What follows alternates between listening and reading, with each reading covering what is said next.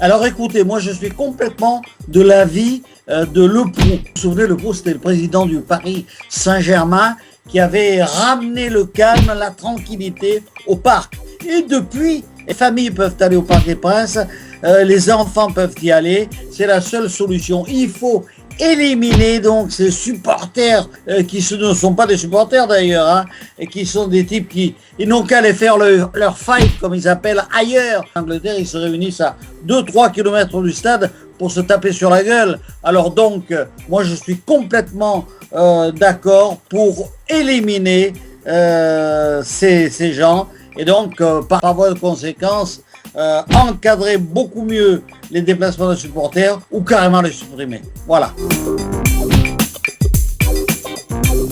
Malheureusement, les leçons que l'Angleterre a pu tirer de ces drames passés, que ce soit à Sheffield ou ailleurs, que l'Allemagne a pu tirer, que l'Italie ou l'Espagne ont pu tirer, qui redeviennent quelquefois d'actualité, mais que très très rarement, que très ponctuellement, eh bien, sont maintenant devenus presque quotidiens en France, et c'est un véritable drame. Alors, jusqu'où il faut aller? Peut-être effectivement jusqu'à interdire la visite des supporters dans les stades. Quand on voit ce qui s'est passé à Nice, c'est inadmissible. Quand on voit que les bus des supporters visiteurs sont caillassés, qu'il faut répondre à ces provocations, c'est inadmissible.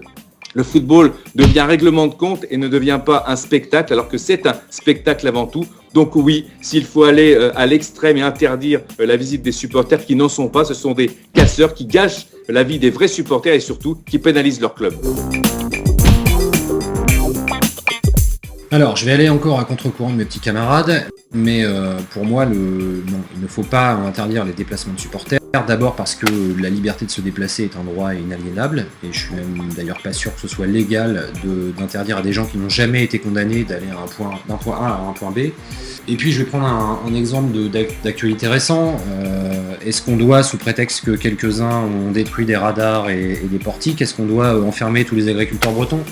Non, donc voilà, les punitions collectives, c'est jamais la bonne solution pour moi. Ça touche en général, ça punit des dizaines de milliers de personnes qui n'ont rien fait et pour quelques dizaines d'excités. Donc voilà, pour moi, la solution c'est pas ça et c'est pas les pouvoirs publics qui doivent ingérer. Les clubs doivent prendre leurs responsabilités. Aujourd'hui, avec la télésurveillance qu'il y a dans tous les stades, il est assez facile d'identifier les fauteurs de troubles et de les exclure définitivement. Voilà, c'est aux clubs de prendre leurs responsabilités pour nettoyer leurs tribunes.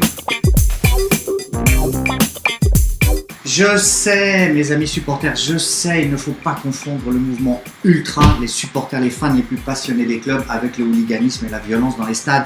Mais avec ce qui s'est passé à Nice, je suis désolé, on est obligé d'appliquer une politique de prévention, la politique du risque zéro ou approchant au maximum du zéro. Donc oui, je suis pour l'interdiction temporaire des déplacements de supporters, comme la Ligue, comme le ministre de l'Intérieur qui d'ailleurs avait été tant critiqué quand il avait interdit certains déplacements. N'oublions pas que l'Euro 2016 approche, donc il faut redevenir serein et à ce moment-là, seulement on pourra de nouveau autoriser des déplacements. Mais en attendant, il faut interdire le risque, tout risque, parce que la santé des gens est plus importante que tout.